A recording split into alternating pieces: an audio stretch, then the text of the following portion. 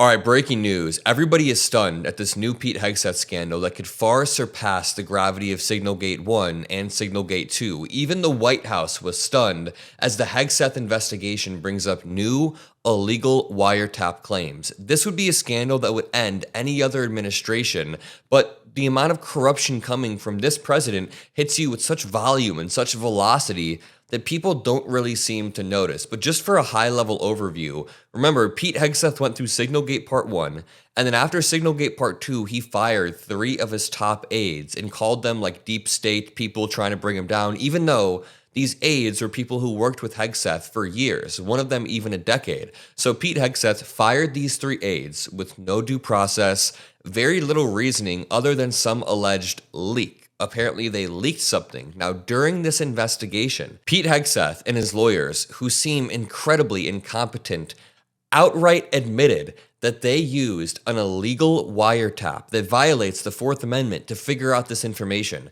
They are so incompetent that not only have they broken the law, leaked information, fired people for very little reason, but then during the investigation, they admitted they did more. They took more illegal actions. And one more time, Pete Hegseth was trying to claim he fired these 3 aides because they leaked everything and they weren't loyal. They were trying to bring him down, but these were his hand-picked aides. So let's break this down. As always, I'm incredibly grateful for everybody who spends even a second with me on a daily basis. The comment of the day says, keep being true to yourself. Appreciate your relentless coverage of Elon. We'll be covering more than Elon relentlessly. We'll be covering all the corruption of this administration and the future of the Democratic Party. So again, if you want to join the crew, make sure you hit subscribe below. Let's start here. The White House has lost confidence in a Pentagon leak investigation that Pete Hegseth used to justify firing 3 top aides last month after advisors were told that the aides had supposedly been outed by an illegal, warrantless NSA wiretap. One more time. Pete Hegseth and his lawyers randomly dropped this bombshell with no self-awareness that the way they found this leak from their aides was through an illegal NSA wiretap. They leveraged the NSA to listen in on their own employees.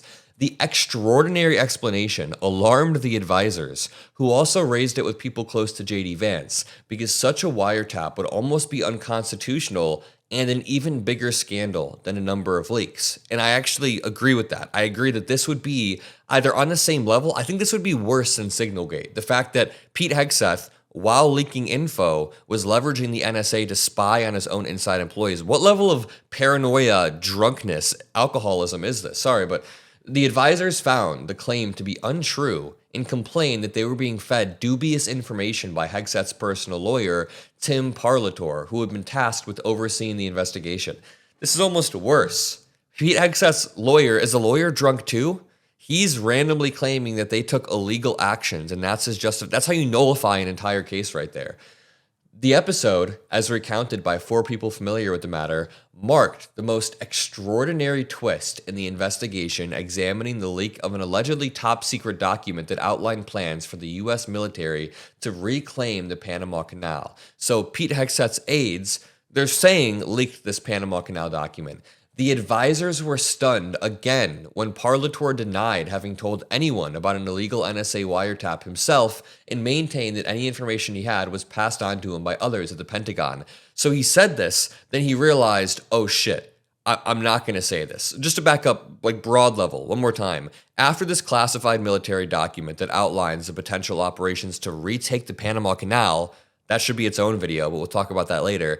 After that was leaked to a reporter, it should have alone triggered a full-scale investigation about what the fuck is going on. Like, who is greenlighting this stuff? Where is this coming from? Obviously, it's coming from Trump. But instead, what followed was an even bigger clown show. The leak investigation. The investigation into the leak was so botched, it's become its own scandal, just to have a high-level overview here. But to continue, the illegal wiretap claim and Caldwell's denials fueled a breakdown in trust between the Pentagon and the White House, where the Trump advisors tracked the investigation and privately suggested they no longer have any idea about who or what to believe. I'm sorry, but this is like leopards eating your face to the millionth degree. You have built a movement based off of deceit and contradiction and lies and like saying a lie and then contradicting yourself in the next breath. That is a core tenet of MAGA. So when the White House is confused at what the hell is going on in the Pentagon because they don't know who to believe, that is a function of the way the MAGA movement operates. That's not how the Pentagon is supposed to operate, by the way. Usually you have an adult at the helm. It's a stressful job. It's definitely a stressful job. There are 1.2 million people working at the Pentagon, almost $1 trillion budget. So you need an adult with experience who knows how to facilitate and delegate and execute. You need like an executive in that position. Of course, you're going to lose confidence in the Pentagon when you put Pete Hegseth in that position. Okay, to continue. In particular, one Trump advisor recently told Hegseth he did not think Caldwell or any of the fired aides had even leaked anything. And that's what I was saying. There's no proof that there was even a leak in the first place. He suspected the investigation had been used to get rid of aides involved in infighting with his first chief of staff. That is very likely what happened here.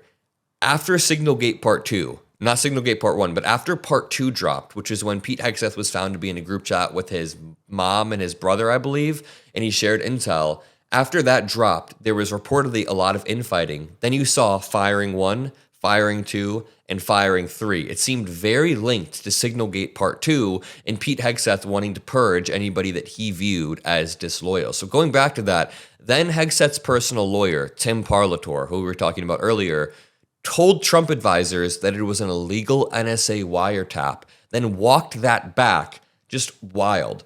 The fraught situation is sure to increase pressure on Hegseth ahead of a Senate hearing next month, and more broadly for his office, which has been roiled by the investigation, and that now has continued for nearly a month with no new evidence or referral to the FBI.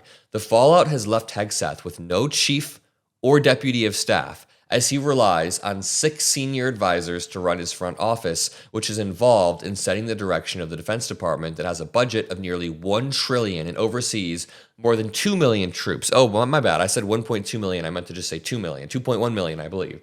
And while Hegseth's former junior military aide, Ricky Berea, has in effect assumed the job of the chief of staff, the White House has blocked Hegseth from giving him the job permanently on account of his limited experience and role in internal office drama. I'm not going to lie, I'm kind of scared. I'm a little bit scared about all of this. Like, what if other countries want to take advantage of our vulnerabilities? Oh, wait, they already are. Russian President Vladimir Putin is already using Trump's weakness to further invade Ukraine and launch and drone strike and be brutal. While White House spurred by rumors, the skepticism among the Trump advisors is widely seen as a product of several developments that started shortly after the suspensions of Caldwell and Selnick on the 15th of April, followed by the suspension of Carroll on the 16th of April, according to 7 people familiar with the matter. After the aides were fired on the 18th of April and issued a joint statement denying the wrongdoing, the White House received its first briefing on the firings. At that juncture, a handful of Trump advisors in the West Wing and elsewhere were told there was evidence that Caldwell had printed a document on U.S. military plans for the Panama Canal, classified at a top-secret level, took a photo, and sent it to a reporter using his personal phone. But advisors grew uneasy in ensuing weeks after Caldwell appeared on the former Fox News host Tucker Carlson podcast, denouncing their firings as the product of internal office politics at the Pentagon and alleging the investigation had become weaponized against them. What an absolute shit show. And it definitely seems like Pete Hegseth was weaponizing the investigation against the people that he fired without realizing that at some point you're going to have to produce some evidence that they took these photos on their phone. They also learned of a rumor that at the Pentagon, the Air Force Office of Special Investigations had been working the case for weeks beforehand and had possibly identified the leaked Panama Canal document by virtue of the fact that it was a draft that lacked certain details that were in the final version of the document.